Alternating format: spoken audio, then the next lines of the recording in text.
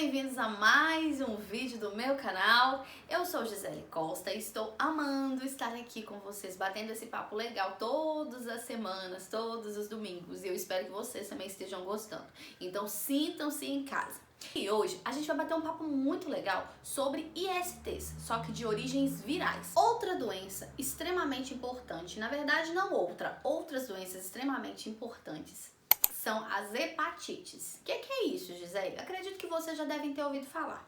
Mas de maneira geral, hepatites é uma doença, uma inflamação diretamente no sistema hepático, ou seja, no fígado, que vai provocar uma série de reações do organismo. Um monte de manifestações que incluem febre, mal-estar, coloração amarelada na mucosa dos olhos, na pele, as fezes escurecidas, dor abdominal intensa e a urina muito mais escura.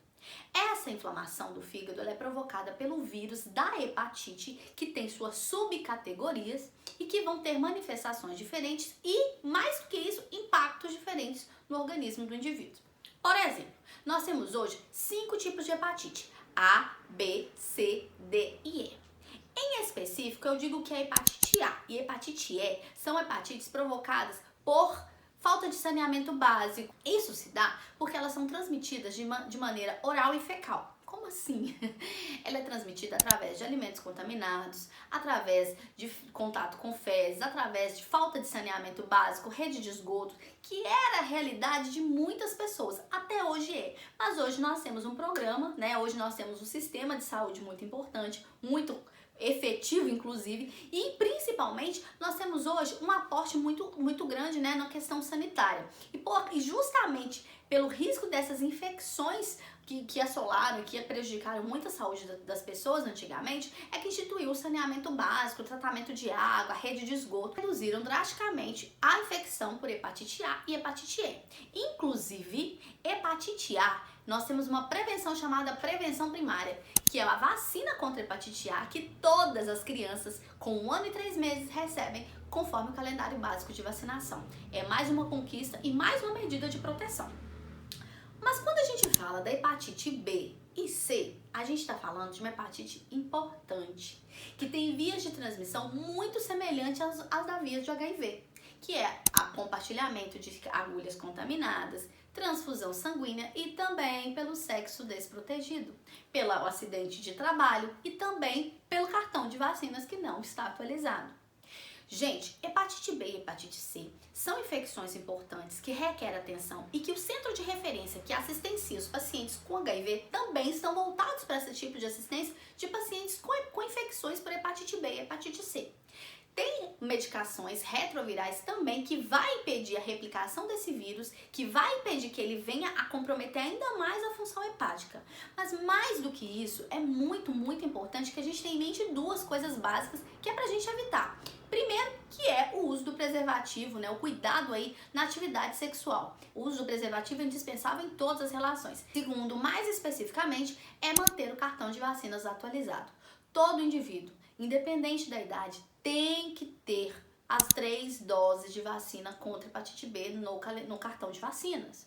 Para vocês terem a noção tão grave que é, a criança, no seu 5º dia de vida, quando ele vai receber a vacina BCG, ele já recebe uma dose de hepatite B. E isso se ele já não recebeu na maternidade, assim, nas primeiras 12 horas quando nasceu. Veja bem. Então ele já recebe uma dose de hepatite B. Nas vacinas de 2, 4 e 6 meses, ele recebe mais 3 doses de hepatite B junto com uma outra vacina chamada Penta.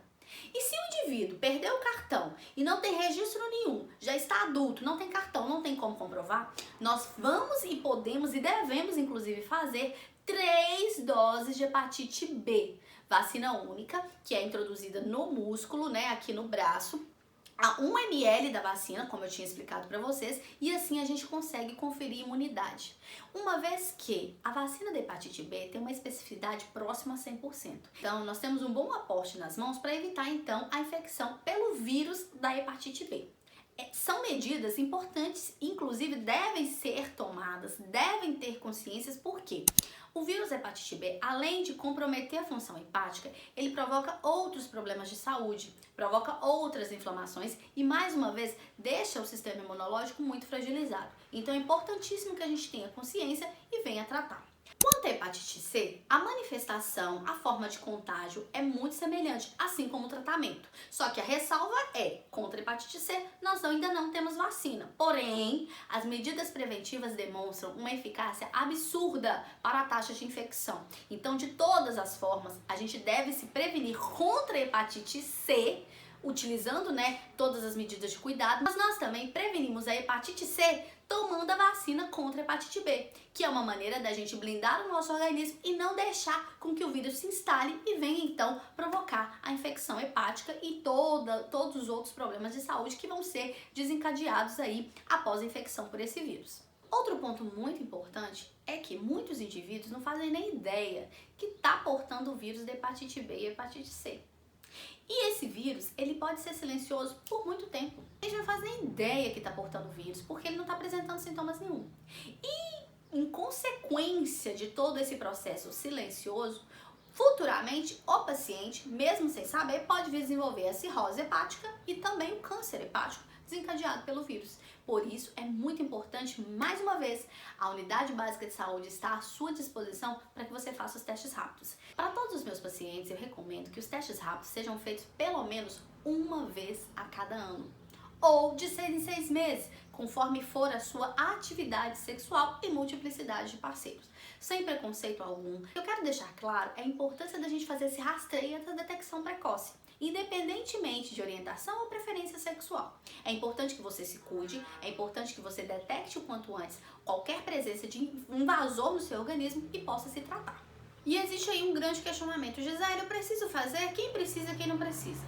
Quem precisa fazer o teste? As pessoas que têm contato com fezes, secreção, quem tem contato com água contaminada, quem tem, por exemplo, contato sexual desprotegido com frequência e nunca realizou ou não realiza há muito tempo os testes de HIV, de sífilis, hepatite B, hepatite C, os testes de STs, enfim, todas as pessoas que passam por qualquer tipo de exposição. Ou a mãe, por exemplo, que está amamentando, que não fez teste antes aí, ou durante o pré-natal, ou antes de ter o bebê, é importante que faça, porque tem algumas situações que contraindicam. Por exemplo, o vírus HIV, ele contraindica a amamentação. Por quê?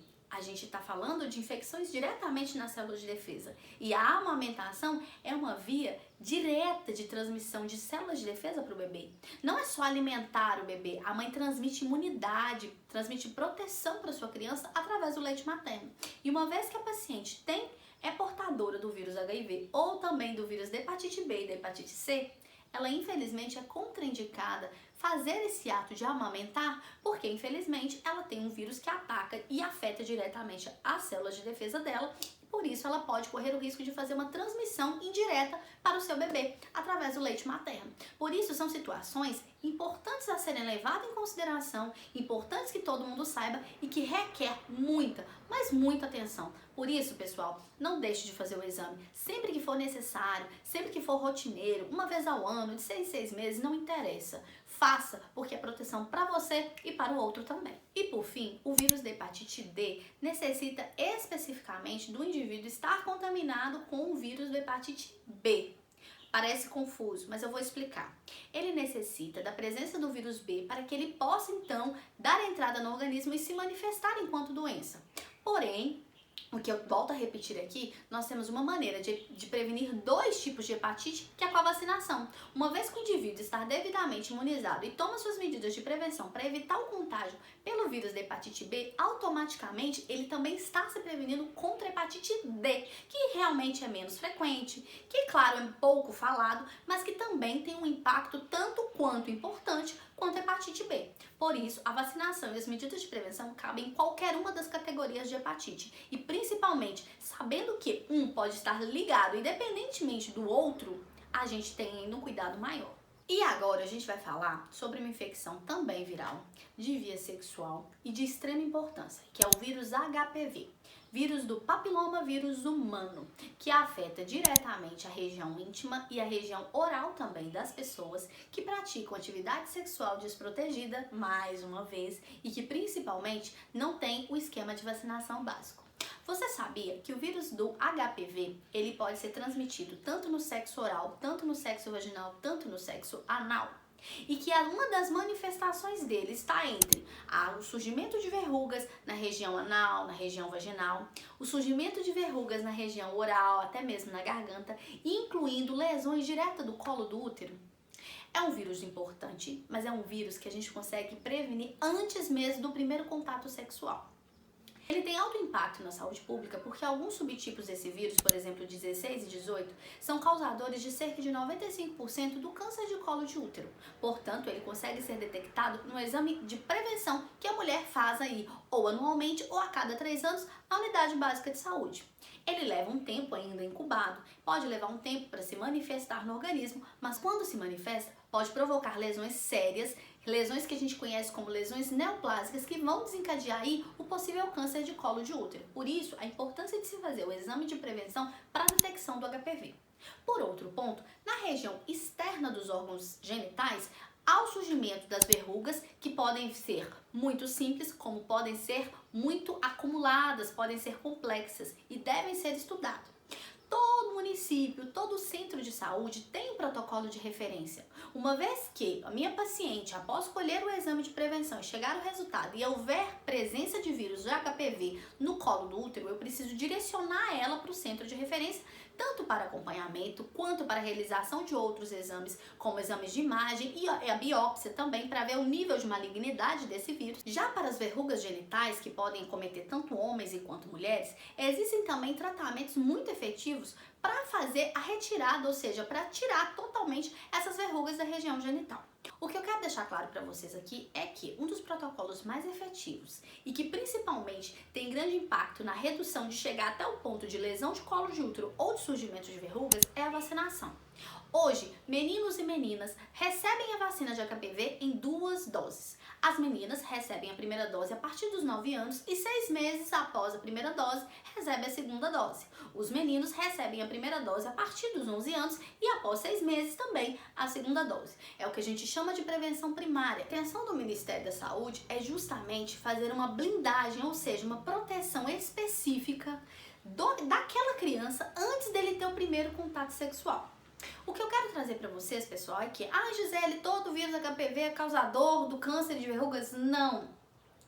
Gisele, toda pessoa é portadora do vírus HPV? Não. Mas a relação sexual por si só abre uma grande chance de ter esse contato direto, inclusive esse contato com o vírus HPV, que vai provocar daqui a alguns anos lesões futuras, seja de HPV, que vai provocar o câncer de colo de útero, seja das verrugas genitais. Mas o mais importante, e a ideia, ou seja, a intenção máxima, né, desse novo protocolo, dessa nossa ação imunizante, é fazer com que o organismo daquela menina e daquele menino tenha células de defesa pronta contra os subtipos mais graves do HPV antes daquele primeiro contato sexual. Porque ao entrar em contato com o vírus selvagem, que é aquele vírus que está presente, ou seja, que está sendo, contaminado de uma pessoa para outra, eu já tenho a defesa pronta, ou seja, aquela criança já tem a defesa pronta para então lutar bravamente contra aquele vírus e evitar o surgimento de lesões do colo de útero e surgimento das verrugas genitais. A manifestação do vírus HPV ele pode acontecer, como eu expliquei, de maneira silenciosa e também de maneira sintomática. Silenciosa, o paciente não vai ter sintoma nenhum, não vai manifestar nenhum tipo de sintoma e, mais do que isso, nenhum tipo de desconforto. Posteriormente, pode ocorrer ardência, dor e até sangramento nas relações sexuais. E também o surgimento, de lesões verrugosas, ou seja, verrugas na região da vagina, na região do ânus, na região também da mucosa oral, na parte posterior da bochecha, na região do céu da boca, que a gente conhece como palato duro. Então, vai levantar a possibilidade de ser infecção pelo vírus HPV. No sexo masculino, o mais importante é que, no surgimento de lesões de verrugas semelhante a uma couve-flor na região da cabeça do pênis, ou no corpo do pênis ali, naquela película que recobre o pênis, é importante que ele procure imediatamente o serviço médico, a unidade básica de saúde, para então receber o tratamento adequado. Futuramente, se não tratar dessas lesões, se não diagnosticar dessa infecção pelo HPV, ele pode vir a desenvolver o câncer de pênis, que assim como dá o câncer de colo de útero nas mulheres por algum tipo de HPV que provoca essa doença, no homem também é possível provocar o câncer de pênis. Por isso é muito importante, inclusive nas manifestações mais simples, como dor, como ardência, vermelhidão na região da cabeça do pênis e principalmente o surgimento dessas verrugas que vão ter um aspecto semelhante semelhante ali a uma couve-flor. Outra observação que eu quero fazer aqui com vocês é sobre a vacina contra o HPV. Porque muita gente não sabe, mas a vacina disponível inclusive pelo Sistema Público de Saúde, a gente conhece como a vacina HPV quadrivalente. Ela tem a propriedade de proteger o indivíduo contra 4 subtipos, que são os 6, 11, 16 e 18. A diferença básica entre eles. Os subtipos 6 e 11 são os principais causadores dos condilomas, que são aquelas lesões verrugosas, né? Aquelas verrugas muito ruins, inclusive, dolorosas, que vão surgir na região íntima e que também pode atacar a garganta, a mucosa oral, ou seja, o céu da boca, a bochecha e afins. Já o subtipo 16 e 18 são subtipos importantes, causadores inclusive do câncer do colo do útero e nos homens o câncer de pênis, e por isso essa vacina, que é administrada nos adolescentes, né, nas crianças da pré-adolescência até a adolescência, é importante porque desenvolve essa imunidade específica para esses subtipos e evita inclusive essas complicações provocadas por todos eles. E por fim, o que eu quero deixar muito, mas muito claro, eu acho que é o principal da nossa conversa hoje. Mesmo existindo vacina, seja para o HPV, seja para hepatite, isso não exclui a necessidade da gente se cuidar tanto usando o preservativo, quanto mulheres, por favor, não deixem de fazer o exame de prevenção. Uma coisa não exclui a outra, é importante a gente ter isso muito esclarecido. Você vacinou? Ok.